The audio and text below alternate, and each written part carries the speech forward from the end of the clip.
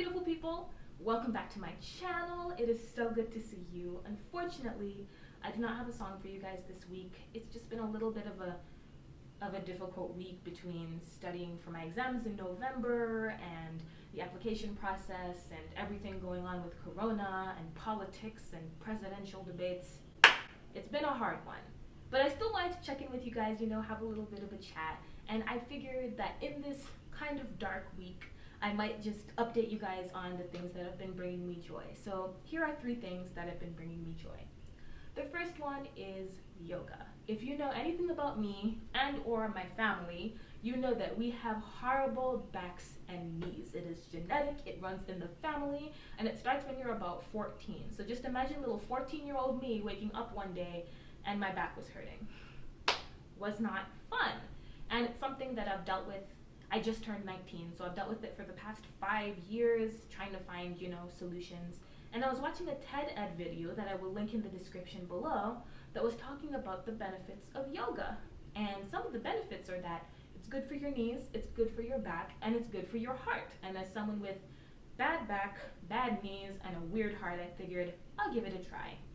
And for the last week, I've been practicing waking up in the morning, doing 15 minutes before I even eat breakfast.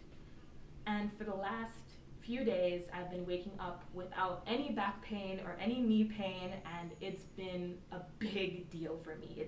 It's been such a bright spot for me, especially since everything else in the world seems to be going a little pear-shaped at the moment. I would say the second thing that is bringing me joy is a startup organization that I have joined. It was founded by 2 of my new friends, Imogen and Katie, and it is a program that matches IB mentors, people who have been through the program, with IB mentees, and I absolutely love it. I love getting to work with the students and give them advice on IB, and what's interesting to me is that there are a lot of things that people don't know about IB. For reference, IB is the International Baccalaureate. It is a 12-year program from primary school to the diploma program, but most people only do the diploma program, which is a 2-year course comparable to the A-levels. Some say it's comparable to AP, to CAPE here in the Caribbean. And a lot of students don't know about the structure, they don't know about the rigor, they don't know about their courses. And it's been really fun to just work with students and update them on those different things, give them tips that I as a major studier have used, and just really see them blossom into amazing little baby IBers. It makes me so happy. In fact, a couple of weeks ago, we had a global virtual summit where students from all around the world tuned in to hear about college applications and the IB exams and studying and study tips, and it was wonderful. There were students from Nepal, students from Korea, students from China, students from the United States, students from Mexico, all over the world meeting on the internet to get all of these tips. I will link that also in the description below because it is something that I love, something that is so important to me. And even if you are unable to get a mentor, we still have all of these resources available on the website that can still help you out if you're a struggling IBer. The third thing this week that has really been bringing me joy is that, drumroll please, I am now registered to vote. So for reference, I am a dual citizen, a British Overseas Territory citizen and also a US citizen. And as soon as I found out that I was eligible to vote, I was like, I need to get registered. My little 19-year-old self, I was like, I need to do this. But it was really difficult to actually figure out how to get it done, because if you are an American living in the United States, it's pretty easy. You can visit vote.org, which I will also link in the description below, and you can either figure out if you're registered, just double check, or you can get registered there. But if you are an American living overseas, the process is a little bit more difficult. But I finally figured it out. So here's what you do. You go to the FVAP. I will link it in the description below. And you fill out the FPCA. That is the Federal Postcard Application.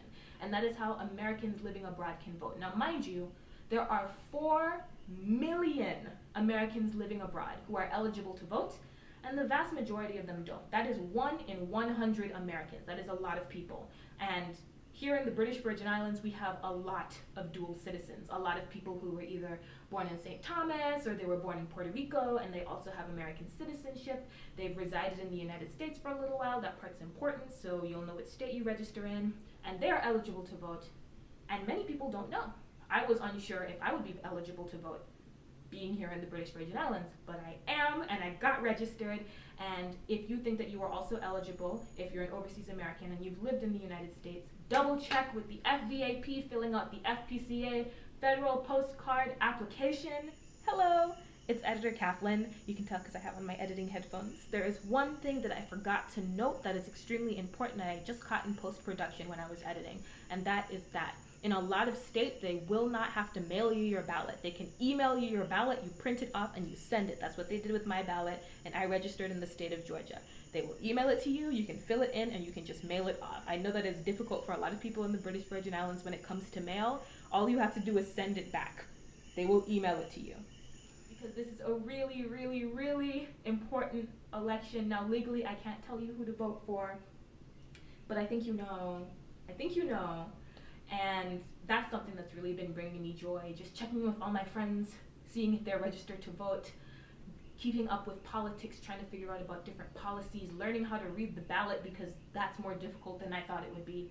And those three things have really been bringing me joy because I just turned 19. So technically I'm an adult, but most of the time it doesn't quite feel like I'm adulting, you know, doing adult people things.